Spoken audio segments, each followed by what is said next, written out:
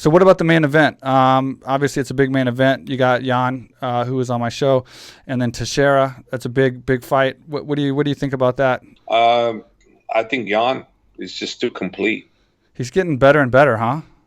Yeah, and you know what? He's making everybody more a believer in him and his abilities, and the fact that he deserves to be called champ. And he actually, I'm one of them too. That he made a believer out of me. So he's the champ for a reason, because he's the best. And he proved it. So and I was sleeping on him, to be honest with you. Yeah, everyone was, including Luke. When Luke first fought him, Luke was on my show. He deserves everything that comes his way. He's earned it. And he's a great guy.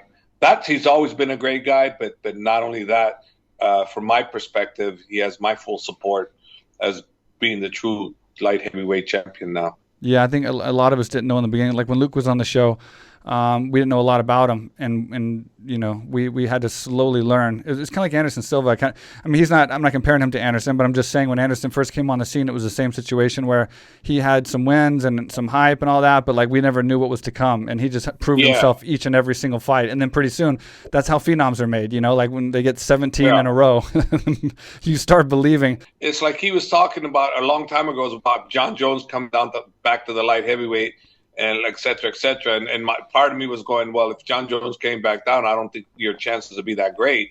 But now after I watched him do what he did to Izzy and what he's done to everybody before that, now I'm like, okay, he's right. It wouldn't be so easy. So he's the legit champ, and I don't think it matters who would have been there when he fought for the title. He might have just won it anyways, and we'll never know. If Jones and him had squared down, what would have happened? I can definitely say this: it wouldn't have been a cakewalk for either one of them. Yeah, no, you're absolutely right.